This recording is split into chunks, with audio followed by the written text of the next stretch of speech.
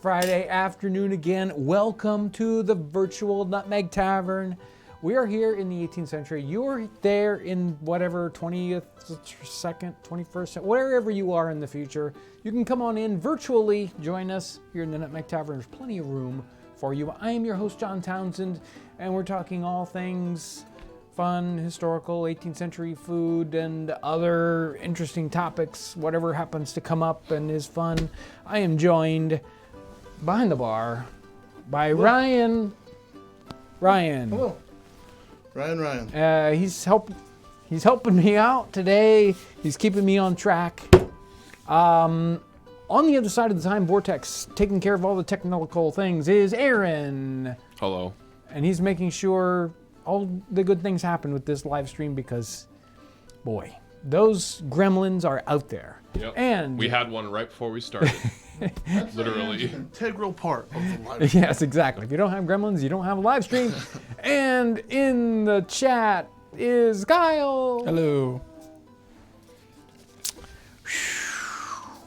What's going on? Lots of fun stuff this week. What have you been up to, John? Well, Ryan and I just got back from Ohio. Yeah, Dayton, Ohio. Dayton, Ohio. We were over working, doing a video for Rick and Hillary's new piece. Yeah. Which is going to be really good. Do you know when we're going to get delivery on those, when we can actually talk about them, play some music and all that good stuff? Inside of a month.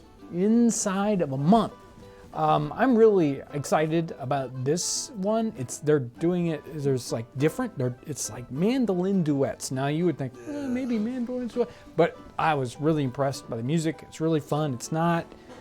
It's kind of classical. It's kind of mandolin. It's like a great mix of ideas, and they are pieces right out of the 18th century, actually written as mandolin duets, which I think is just totally cool. I think that for me, Ivory and Tea has been my favorite of their records. I think this one's going to be It might. I'm really excited. I am really excited about that. So, and we were working with the folks at, what's the park there? Carolyn Park, although it's kind of spelled with some extra letters there. And we went and checked out their brewery.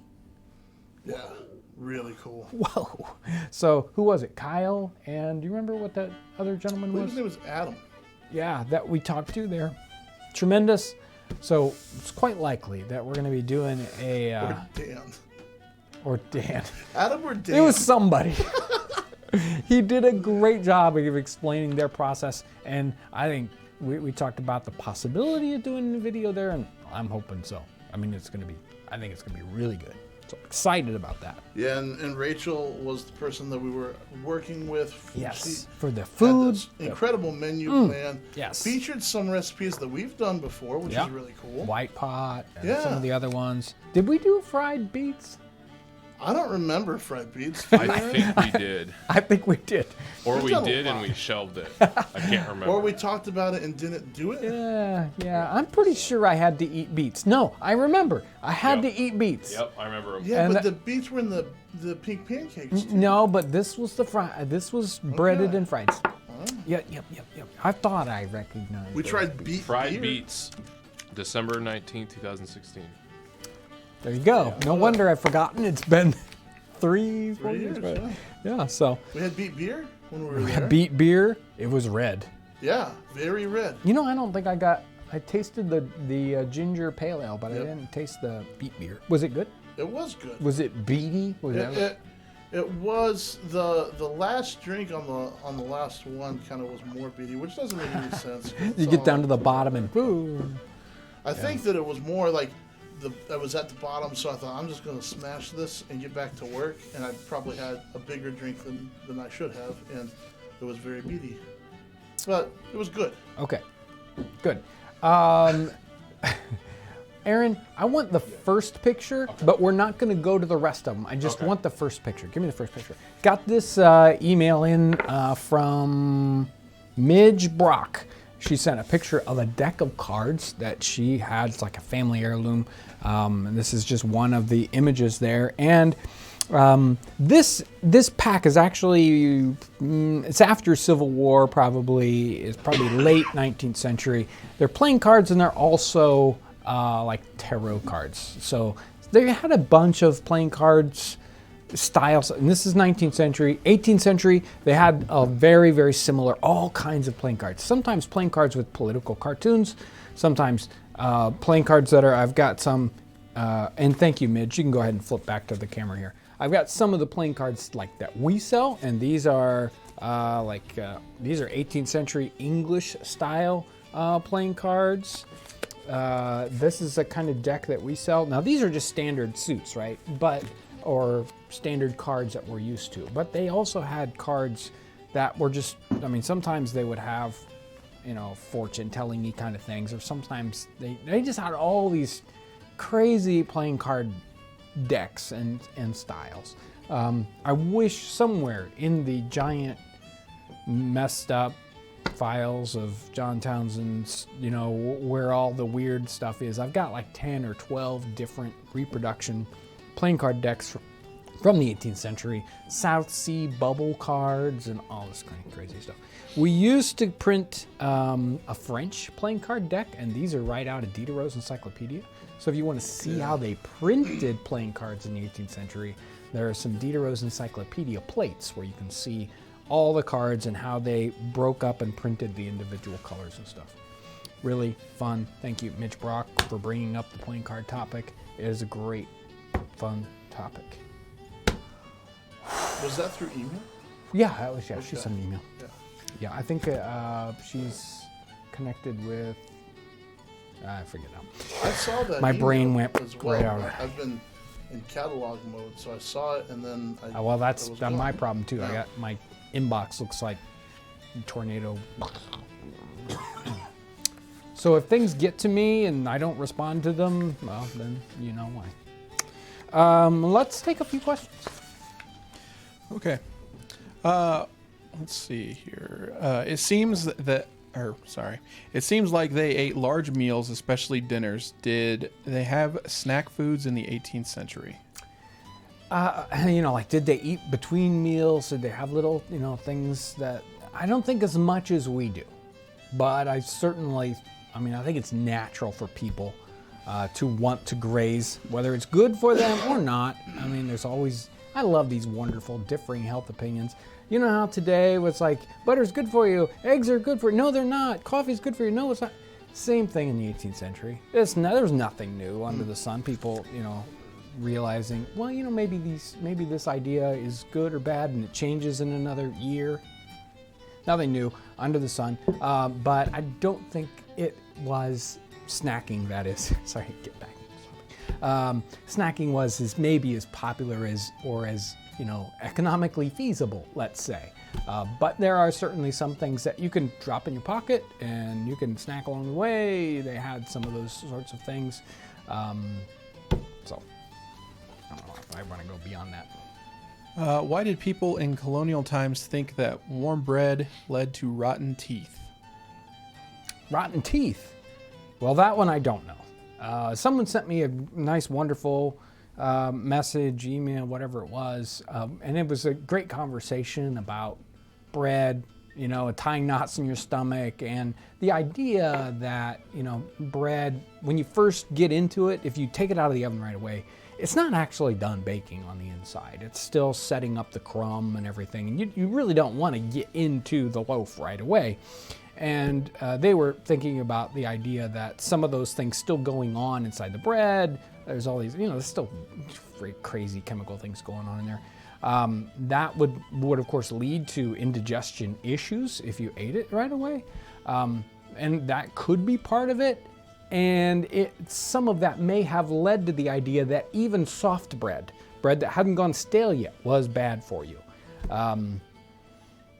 You know, you never know why certain things become a wives' tale or a common held belief when they aren't actually true.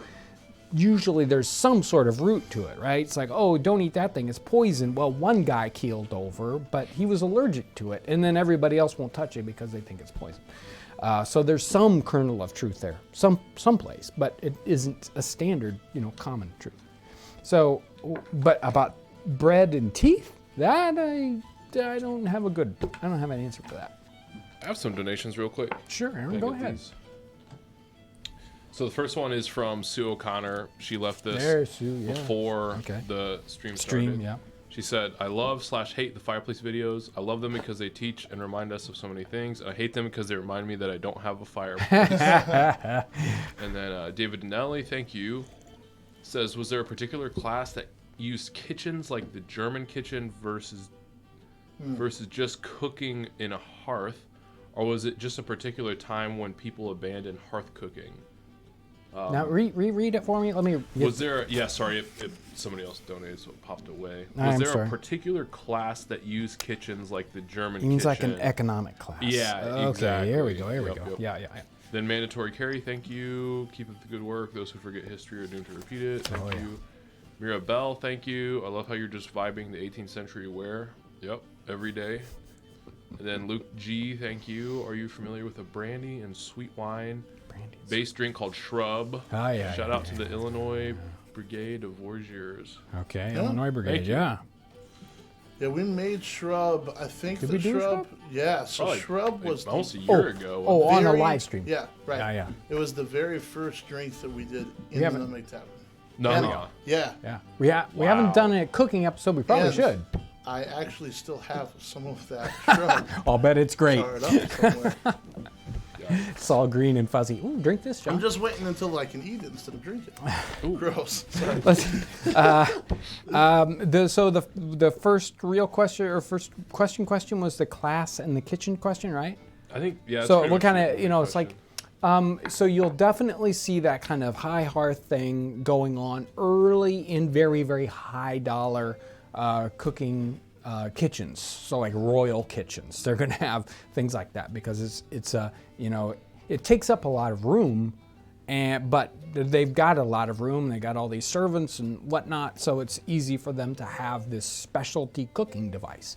In a standard home, not so much, except in situations where that is the standard hearth. Well, you will see that in some Northern European countries, Germany, some other places. And that may have been because they had another heating source. They weren't using both. Some of those places would have tile stoves to heat the house or something similar. And then they would have say, oh, I don't need to heat the house with this hearth. I can raise it up and make it easier to cook in. But that's some supposition with that. But so you don't see it in typical standard households in, say, England or North America unless they are connected with Northern European cooking, whatnot. And we talked about Shrub. Somebody just commented that you need to fix the collar on your waistcoat. Oh, my God. I don't know. It's distracting. Is it distracting? There you Yeah. We want you looking your best. Am There I- we go. Thank you guys so much for not Snapping letting you. him look like a fool. Hey. Well, I'm just, Hey, I don't think they said that. Give me this one again. Isn't part of the full but go to the next image for me. Thought this was great.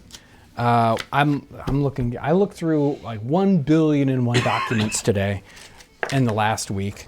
Ran into this one. Thought it was great because we talked about cooking and the idea that 18th century recipes quite often don't have any measurements, or like half the things have measurements. Well, how useful is that? Okay, I'm supposed to use a cup of this, but I don't know how much I'm supposed to use of that, so why did you even tell me about the cup? Apicius Redivivus, the Cook's Oracle. This is 1817, so this is a little bit, it's at the very end of. Typically, we stop at about 1830 and say, whoa, we're not going to talk about stuff later than that. Even though people give us trouble because it's not the 18th century. But the Cook's Oracle, wherein especially the art of composing soups, sauces, and flavoring essences made so clear and easy by the quantity of each article being accurately stated by weight and measure that everyone may soon learn to dress a dinner as well as the most experienced cook. Obviously, people were having issues with trying to figure out, how am I supposed to cook from this when I don't have, there are ratios between these different items. It's fine if you only give me one measurement, but you at least need to say twice as much as that one or whatever. they're saying, oh, no, we're going to go through and give you all the measurements so you can actually do this and get the flavors right, etc. It's really interesting marketing language too. That's like infomercial stuff. Yeah, exactly. Why is it so hard? Oh, well, and you see that image. It's just giant. It's a block of text. Today, of course, it would have one pretty picture and it would have, simple recipes. They decide it's like, well, I can't put a picture on the front, so, well, right, but they described it so, because today's picture would be like a kitchen that's a mess, right? And flour everywhere, and it's like egg yolk in the hair or something like that. Yep. So they wanted people to understand, they wanted to sell a book because it's like, gosh, we're actually going to tell you the whole thing. We're going to tell you all the measurements. So we're talking about food. We talked about political. We talked about cartoons a little bit on the playing cards, which is just, I don't know, sometimes you're wondering, it's like, how am I supposed to see this? So I went digging through political cartoons and just cartoons. Sometimes they're political, sometimes they're not. Cartoons of the 18th century. There are hundreds, nay, thousands of cartoon images that are available on the web if you go digging deep and deep and deep, and they can tell you they're really good for research because some things are represented in an interesting way and you can understand them.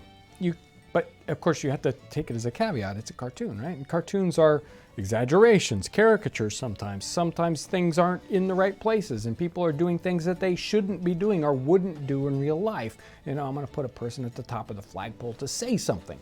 But they're still very valuable for different things, whether we're looking at a larger historical, social context, what were people thinking then, or for little ideas. So give me the first image, and this first image is the full image, and I'm going to get closer in on this image, but this is 1720s. This is very early. This is actually a German or Dutch cartoon. But the interesting thing is all the food-related items that are in this, and it's sort of like the war of food things. I didn't research it enough to actually understand the background of what they were trying to say in the cartoon because I was too fascinated by the stuff in the cartoon. Go to the next image. This is a close-up of one part of it.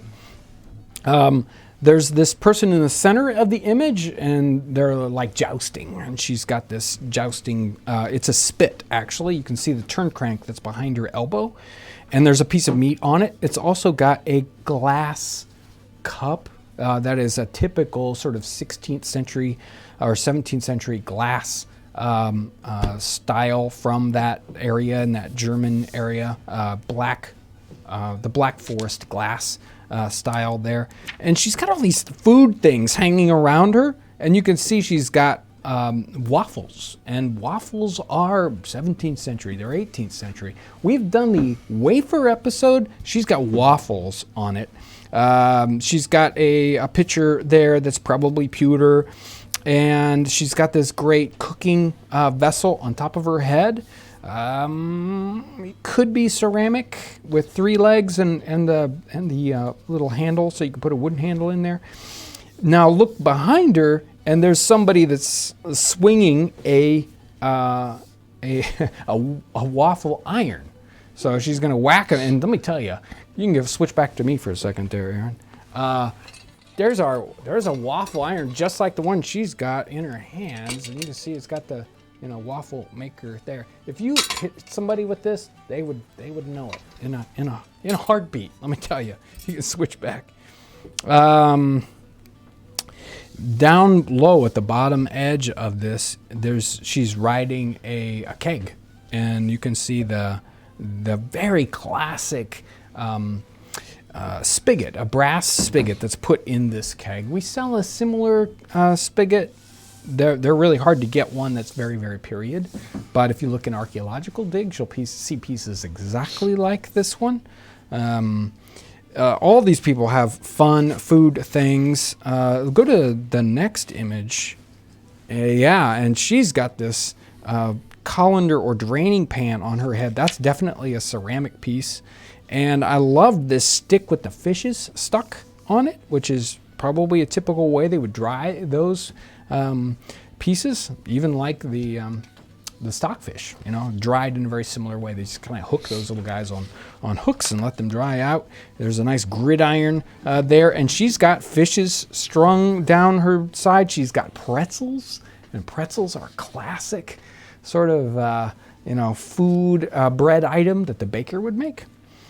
She's got other things. I'm not sure how I would identify these other food items that she's got hanging around her neck. Go ahead and flip to the next one. And this guy has a Welsh wig or a thrum cap on, a hat that's knitted of thrums, these little end pieces, and it kind of makes it almost look like hair. It's interesting that you'll see on maps, especially little islands that are like right at the opening of bays, and many of them are called Thrum Cap Island. They're all over the place if you look at it.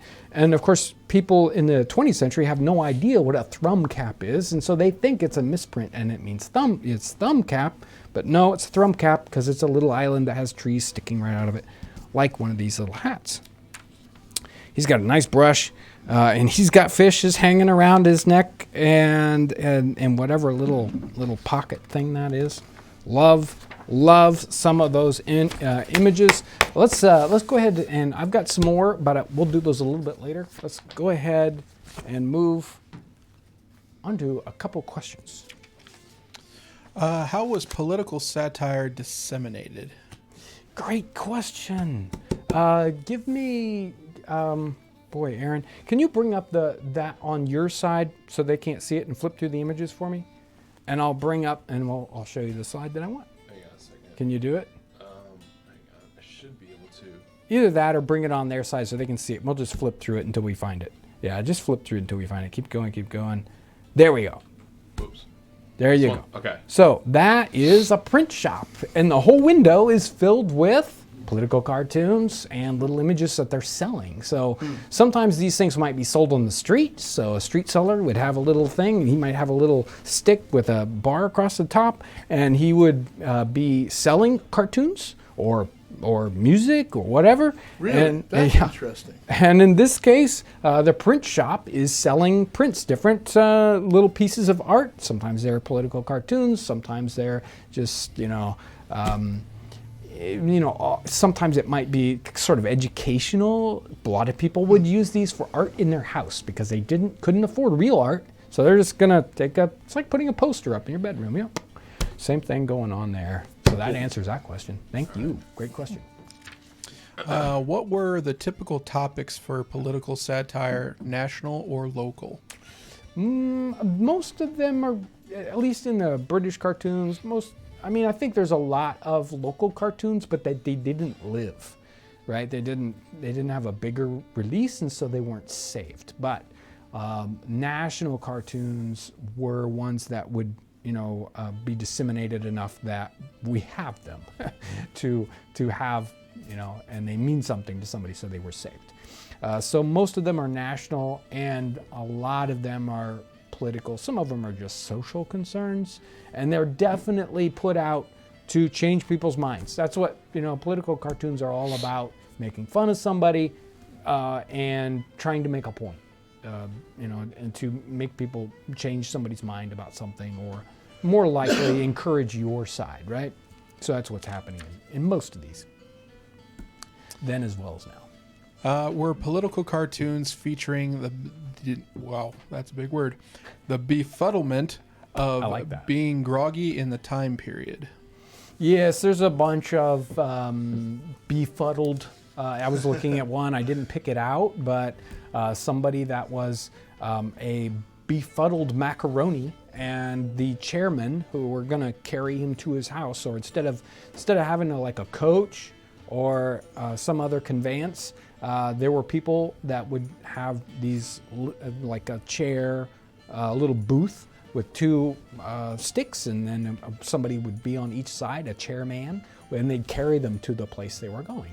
And so it was a picture of these chairmen. They were picking this guy's pocket and then shoving him in there. He's all, groggy, I'll say.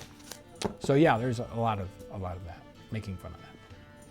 How long would it take for a cartoon to be created? Well, some of them seem very, very quick. and other ones are pure art. So you look at a piece like a Hogarth painting of the early 18th century, 1740s, whatnot. He's doing a painting, a full-on big painting, and then it's turned in, it's engraved and turned into a beautiful, piece of art that even today we go, wow, that's pretty neat. So some of them are, they're going to take a long time to produce and be very expensive. And other times it's slapdash, let's make it happen. And some of them are just raw sketches. Aaron, go back to the thing and flip back about 3. There, that's the one. So there's a classic. This one's American, 1798 or so, and it's making fun of the first time sort of in Congress when they decided, somebody got mad and they had a fist fight, or they went at it there in Congress. And so they made this quick kind of sketchy cartoon of that. Some of them were very popular, even though they were just kind of scratch quick cartoons, and other ones were just super beautiful. How did they print these pictures back then?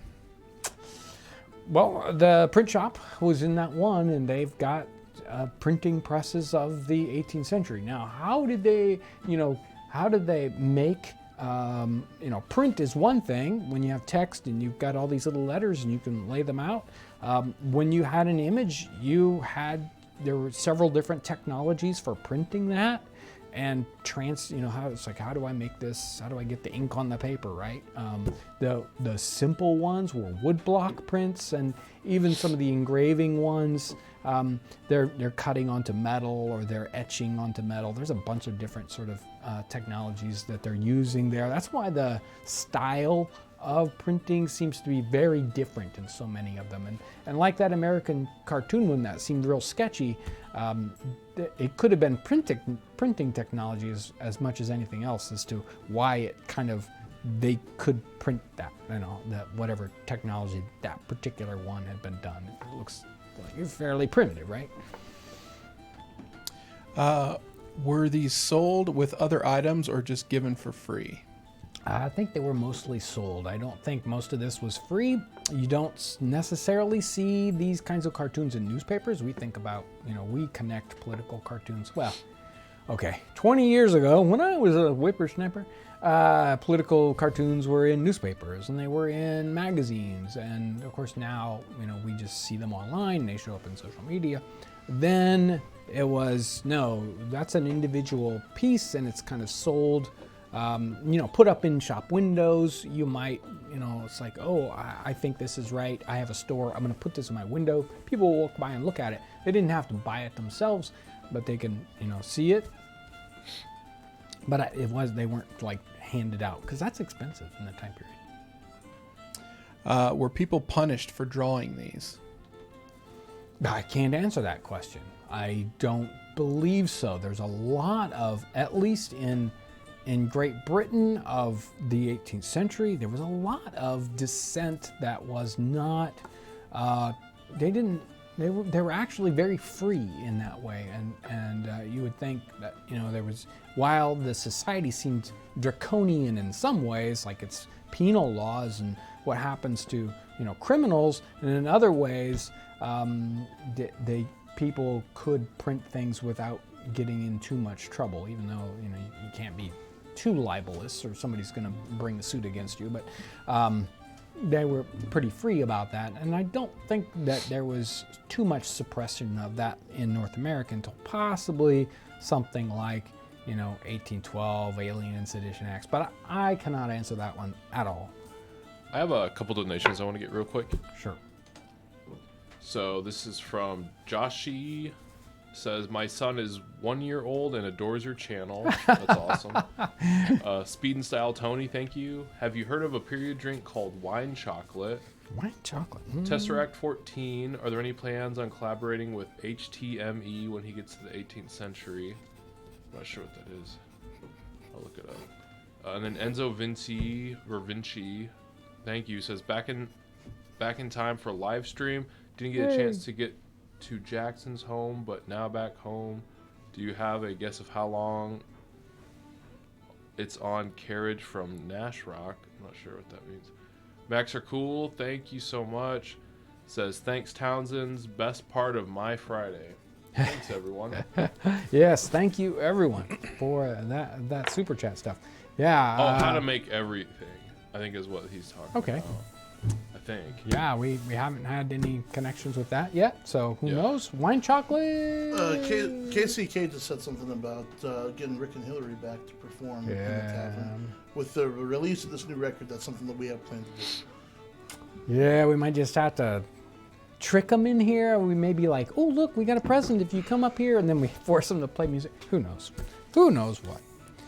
Who knows? Let's see what images I didn't cover, because I've gone through like about half of them answering questions. So there's our fight. That's Was it this one? There's this one. Yeah, there's a lot of cartoons, and there was certainly some great quantity in Great Britain at the time concern about their armed forces and how they were rewarded for their service. And common soldiers, common sailors, they had a tough service life, and they were generally sort of cast off when they were done. And this is a cartoon about the poor soldier. In this case, he's getting shot at by Americans over here, and here are these, kind of they're, rich, just normal Joes over on this one side. They obviously have plenty to eat, no problem. There's the skinny soldier. He can't, but he's been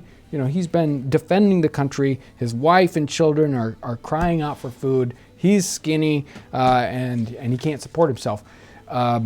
There's multiple pictures in the same time period. This is like 1780, but 1800, 1805, you'll see cartoons about sailors, and of course, they would get maimed, and they couldn't, of course, be a sailor anymore, and they had some little pension, but it was very, very common to see destitute soldiers and sailors after the war. You'll see political cartoons with that social concern, not necessarily as political, but definitely this social concern. What are we going to do about this? We'll go to the next. Let's just flip right through them and see if there's one I missed. I think that's it. Okay, Because we did good. all these. Yes. I think you're good. Yes, we did it. Woo, boy. Let me tell you. It was tough to get these. I wanted to have more, but today did the thing. It's like, it just stacked up, and everybody had questions for me, and so it got very difficult to get through.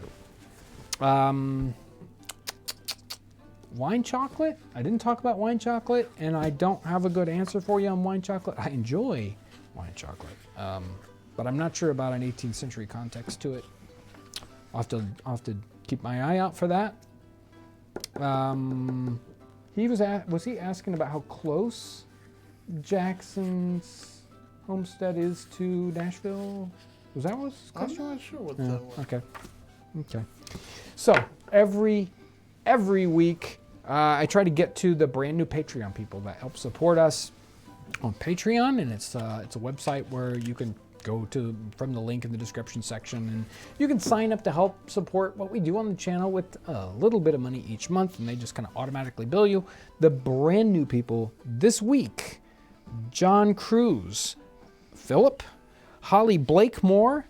Now let me try to get the Nicolia Various, Chris 15252, Mark Zapan, and Patrick Zeller are the new Patreon Thanks, people. guys. Thank you so a much. lot.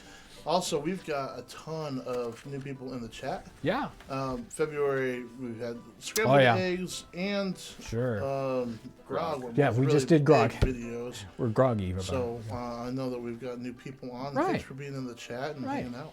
And if you've got special questions, a lot of times, it's like, what do we do here? I can answer those if you need to. If you can't. You don't know what's going on. I'm ready, Kyle. Okay, I got a couple more questions about our main topic here. Perfect. What was the most influential political cartoon, and is there a correlation between social unrest and cartoons? It's a big one. I think it's an obvious conclusion. You'll see a lot of one side or the other kind of political cartoons during war. So you kind of see an uptick, at least the ones that you find, right? So they may have been political cartoons in that, in those peacetime things, but people don't have as much to complain about. But when there's social unrest, there's, economic downturns, whatever it is, South Sea Bubble, 1720s, that was a big time for political cartoons because all these people lost their money and they were upset. And it's easy to sell a cartoon to an upset person who's, this says what they think in their heart, right? So I think was there a second part to that question? What's the most influential? famous? Yeah. I, of course, don't have a good way of, saying on one side or the other what that is. I tend to look at the little things instead of backing way, way, way out, and that's one of those way out kind of questions. But I think Hogarth and the pieces he was doing were influential and talked about throughout the century as they went on. Because they both had, they were good images, good art for the time period, as well as having something to say that was important societally. So he had, the Idle Apprentice series that talked about people wasting their lives or doing the wrong things. And he had the beer alley in Gin Lane, where he was talking about the societal problems that came with the changing from beer to gin as a social drink or as a recreational drink for lower classes, and the social impact that had, as well as other justice issues and all kinds of things like that. I mean, those are powerful statements when they make them like that, and they do it well. Somebody threw in the chat The Bloody Massacre by Henry Pelham. Right. So there's 1770. Right. So there's things like the Boston Massacre, picture, some of those that, it's like not the same. That's more like one of those quick, hasty, boy, we got to say something. And they realized at that time that the visual impact of a picture rather than a block of text is going to say something to people that are in a different economic level, right? So how can we get the whole general populace to be, up in arms about a particular topic, rightly or wrongly so? Whatever it is, those images are going to sway people's opinions. So that sober guy just commented, what about bathtub gin? And that's kind of what that cartoon is about, if you want to expound on that a little bit. Yeah, there's a in the 17, it's like gin and what it was, which was pretty rough stuff. I don't think it's really anything. It was kind of undefined what it was. Right. It was, it was raw spirits, and then it's like, well, how can we cover up the taste of this? Well, right. let's put in these. What is it? I'm trying to think of the flavor that is gin. Berry? Yeah, juniper berry. So it's like, let's pour in this juniper berry flavor on top of this just raw spirit, and then sell it really, really cheap. And so they had all these, they had multiple different laws that were trying to attack that, the way it was sold, who could sell it, what it sold for. And it took them a long time for the government to decide just how they were going to control that and control it in the right way. And that the gin was cheap compared to the other spirits that were available to the day in the day. So. Are these paintings a typical American thing? There's not nearly as much going on in North America for paintings, for political cartoons. I wish I had the answer to that, but there just either wasn't a market, or there weren't people that were capable, or maybe the printing technology wasn't here. But really, the vast majority you're going to find are British or other continental pieces. Very little bit of that is going on in North America, especially as early as the Revolutionary War. It just isn't happening. Did any of these images align with nursery rhymes that often made humor at the Royals? Yes. Oh, yes. There was a lot of humor at the Royals, especially once you got into the madness of King George and the Prince Regent that came in to, there's a, making fun of the royals at the time was something that was, at least by part of the people, very important. Those are all my questions about the topic. Perfect. Did I have anything else I needed to cover specifically, Ryan? Did I have another topic? Well, good. I'm open for just... I do have random questions. There we go. Random's good. Wouldn't the pandemic idea be met with quarantine in the 18th century and local medicinals? Reread it again and let me try to put it together. Okay. Wouldn't the pandemic idea be met with quarantine in the 18th century and local medicinals? You're right. Okay. So there are, in North America, probably more than in Great Britain at the time, problems with large-scale illness, pandemic-y kind of things. We had issues with malaria. That was just pervasive. I mean, even in this area, and Michigan, later on in the 19th century, had malaria issues, which seems really, kind of strange. Well, it's real swampy here. Right, exactly. But we don't think about, I don't think Yeah, malaria that's true. mosquitoes, but it is here because you always think tropical. Yellow fever, smallpox. Oh, smallpox was terrible. And it was, in those circumstances, they didn't have a full realization about what the carrier was and how to deal with that. They certainly had quarantine situations. As early as the early 18th century, they had ideas of vaccination and giving people the disease, especially something like smallpox.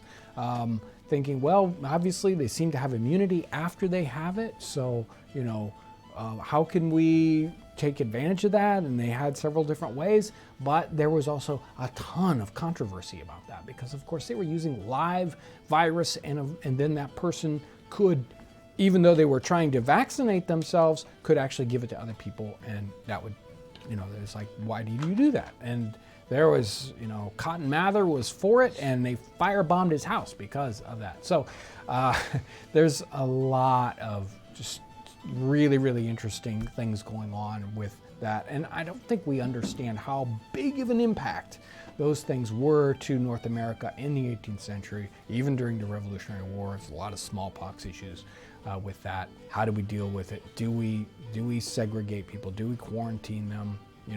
And some people would just run away, get out of the city, And there's that one book we haven't gotten back to that, but there's a particular book where somebody's visiting the United States. He goes to this city, and it's just like, well, I went to Philadelphia, or Charleston, probably Charleston, and it was just empty. Everyone left because they didn't want to get yellow fever. They're talking about it's a ghost town, and it's like remains are out. Yeah. It's just like, man.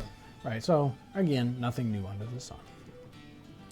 I watched the shad plank episode. Yeah. Oh. Can you cook other meats that way? Maybe ribs or something? Sure. And was there any mention of that in anything you have read? You generally hear about that with fish, and fish is so delicate. It just does not take a lot of cooking, and the less, the more gentle you are with it, the better. And so fish is especially good for that technique. Other than something like, putting the little bread product stuck to the board. B word, not in my head right now. Bannock board. Bannocks. Yes, thank you, Ryan. Bannock boards. I cannot think about doing it with other meats. Probably, but nothing comes to my head. It's something that should be experimented with. I don't think that it's common, but I don't see what they ask. Can you do it? Oh, can you do it? Yeah. Oh, well, undoubtedly. yeah. Yes. Did they do it in the 18th century? Right. Oh. Exactly.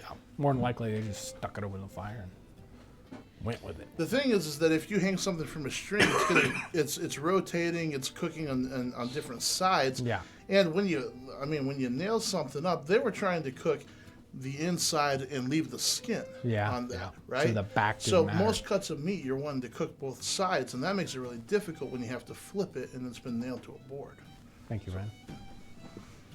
Do you know anything about Eliza Smith, who wrote The Complete Housewife? Eliza Smith. I think there's a little bit of text on the book itself, but I couldn't tell you. What was more common, to hunt, fish, or grow your own food? Well, I think if you are in that situation, you would do all three, right? So, you're going to do those things at different times of the year. Hunting isn't generally one of those things you do all year round. Fishing, there are certain times that are good, certain times that are bad.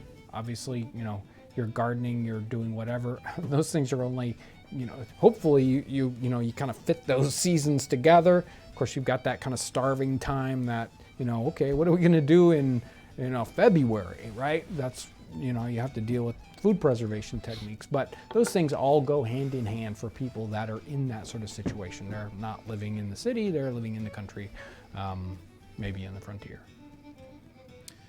Did they ice skate back then? Yeah, oh gosh, there's some beautiful. There's some great images of that. There's some great images of that. There are even sometimes there was some super cold, hard freezes, 1740s.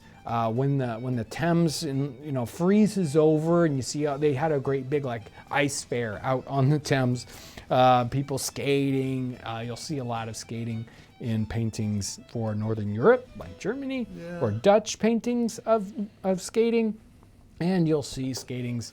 There's a beautiful skating picture from the 1810s or so of this gentleman in a black suit, and he's skating along. So yeah, I'm pretty sure there was one you might remember. Is either the East or the Hudson in New York where a bunch of people were skating? Yeah, there's a lot of that sort of freezing up, New England, and there's stuff's always freezing up there. So yeah, there's skating going on. Yeah. Today I received 3 scam calls. What kind of scams were around the 18th century? There was a great. It was in one of the advertisement books. There are some books that were printed in the early 20th century, and they collected up newspaper advertisements. And one of them was an advertisement for a perpetual motion machine. So there were definitely some scams like that, investment scam things going on. People selling, sort of like stock to things that really weren't real, or they seemed real, but it was a scam. So yeah, and then there was even that one in the paintings we had 2 weeks ago where it was sort of like street fair scams. Oh yeah, oh definitely. And along with the, hey, watch me do a thing while someone's picking your pocket. I mean, there's just so much of that kind of stuff. There was even that card trick. You're talking about somebody who has information about card scams, and so yeah. Hey, somebody just asked about, they said, what do you know about salt licks and salt mines and salt in the time period, which is a great segue for the playlist that we have. Right. So last week we ended up talking about salt for a while, and we talked about it in other episodes. If you go back to just a cooking episode, or I don't know how long ago. Was it the 1 pound of meat episode where we talked about salt? Man. Can't remember. I can't remember. But he's talking about the live stream replays. So trying to decide what the best thing to do with the live streams as we go forward in the historical live streams.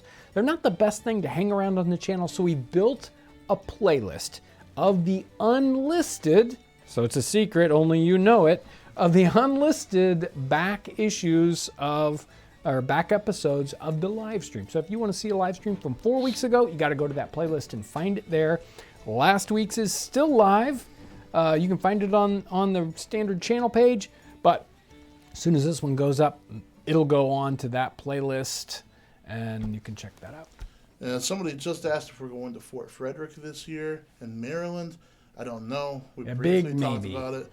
But if you in the chat know the dates for Fort Frederick, go ahead and comment those, because that's a great event. You guys should go check it out.